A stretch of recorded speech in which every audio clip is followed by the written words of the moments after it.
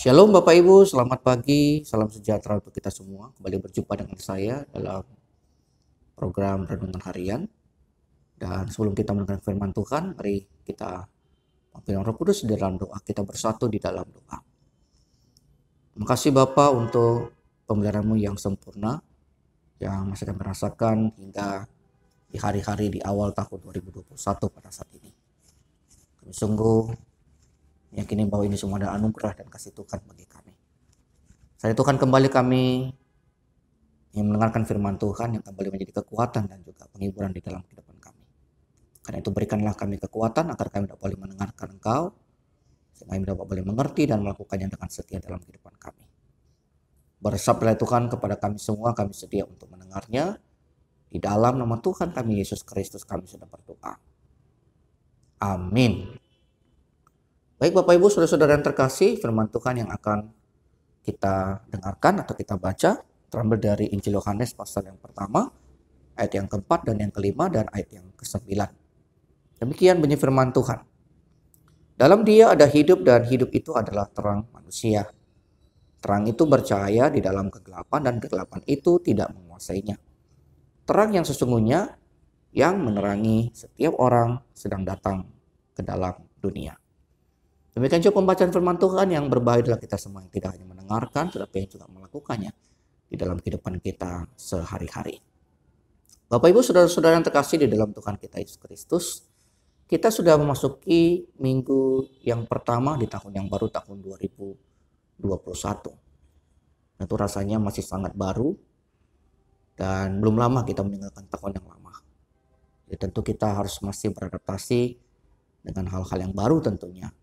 Walaupun kehidupan kita tetap adalah kehidupan yang lama seperti tahun yang 2020. Tapi tentu saja minggu pertama adalah minggu yang sangat penting dalam kehidupan kita untuk mengawali tahun ini. Nah, di tahun ini kita kembali diingatkan tentang kita adalah anak-anak terang. Apa hubungannya dengan pergantian tahun?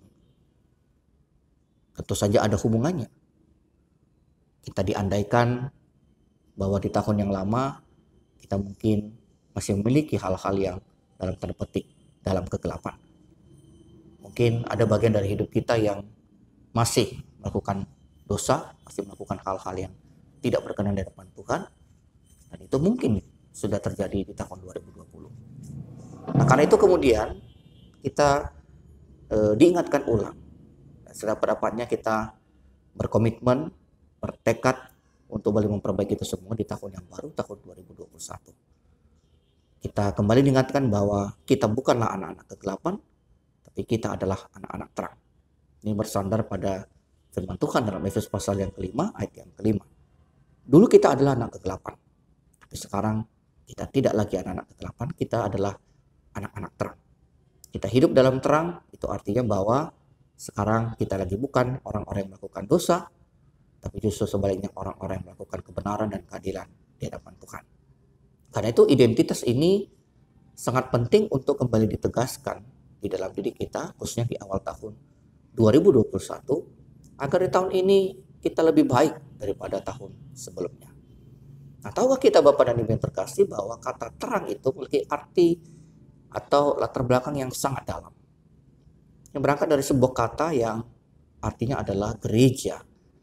Nah, gereja dalam bahasa Yunani itu berasal dari kata ekklesia. Ekklesia dari dua kata ek dan klesia. Ek itu artinya keluar, klesia itu dari kata kaleo yang artinya dipanggil. Jadi kalau kita panjangkan ekklesia itu artinya adalah dipanggil keluar. Jadi ekklesia adalah orang-orang yang dipanggil keluar dari kegelapan menuju pada terang kebenaran Allah. Yang bersandar pada pengertian atau pemahaman dari 1 Petrus pasal yang kedua ayat yang ke-9. Nanti kita bisa baca di rumah kita masing-masing. Apa pemahamannya yang bisa kita tangkap dari kalimat itu? Orang-orang Kristen atau anak-anak terang adalah orang-orang yang mengalami eklesia.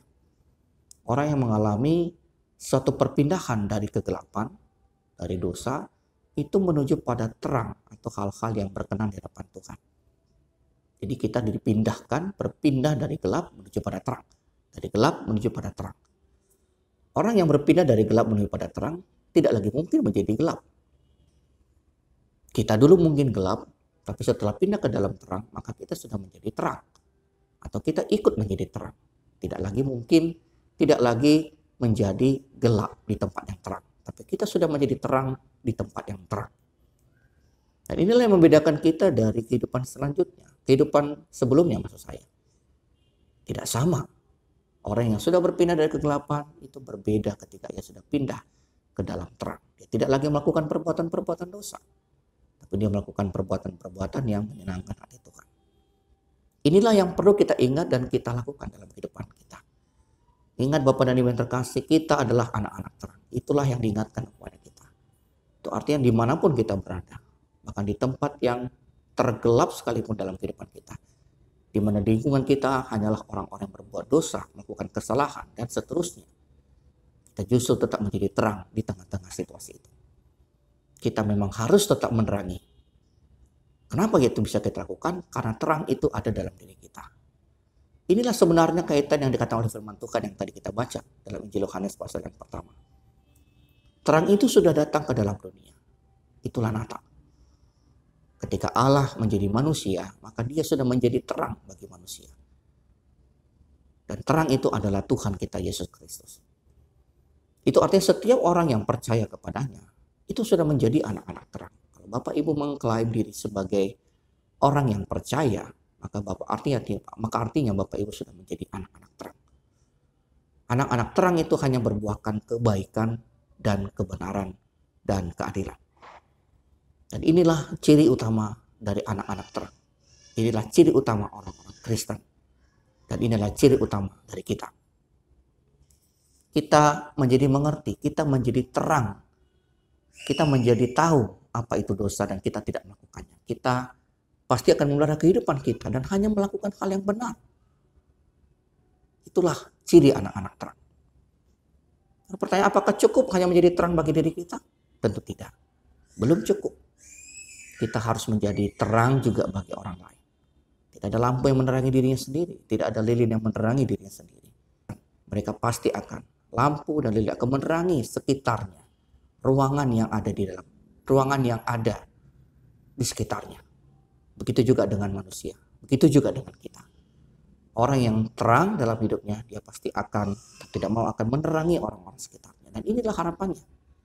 Kalau kita menjadi terang, atau kita memiliki terang itu, karena kita percaya kepada Kristus, kita memiliki terang itu. Dan sekarang kemudian kita menjadi terang bagi orang lain. Supaya orang lain juga mengerti. Dan melakukan apa yang benar di hadapan Tuhan, sehingga mereka tidak tinggal di dalam kegelapan. Ya, firman Tuhan ini sungguh-sungguh dapat memberikan kita inspirasi dan kekuatan, penghiburan di dalam melakukan segala kegiatan dan pekerjaan kita sepanjang hari ini. Tuhan memberkati kita semua. Amin. Kita kembali bersatu dalam doa. Bapak, terima kasih untuk firman Tuhan yang telah boleh kami dengarkan. Kami percaya firman itu benar adanya. Kami meyakini bahwa kami adalah anak-anak terang. Semenjak kami percaya kepada Engkau di dalam Tuhan kami Yesus Kristus yang telah datang ke dalam dunia, maka kami sudah menjadi anak-anak terang. Karena terang yang ada dalam diri kami berasal dari Engkau sebagai Tuhan dan Juru Selamat dalam kehidupan kami. Mampukan kami Bapa untuk boleh menjadi pribadi-pribadi yang betul-betul memancarkan terang. Kami memiliki terang, maka kami mengetahui apa yang benar yang harus kami lakukan, karena terang hanya berbuahkan kebenaran, keadilan, dan kebaikan. Selanjutnya juga ya Tuhan, kami ingin juga menjadi terang bagi orang-orang sekitar kami. Tuhan, mampukan kami untuk boleh melakukannya. Berkati kami di sepanjang hari ini, berkati apa yang boleh kami lakukan, berkati seluruh keluarga kami Tuhan, dimanapun mereka berada. Inilah Bapa doa dan syukur kami Tuhan kepadamu. Kami percaya, karena kami memanjatkan doa ini hanya di dalam satu nama.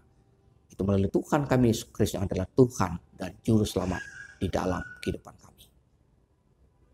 Amin. Shalom Bapak Ibu, selamat pagi Tuhan.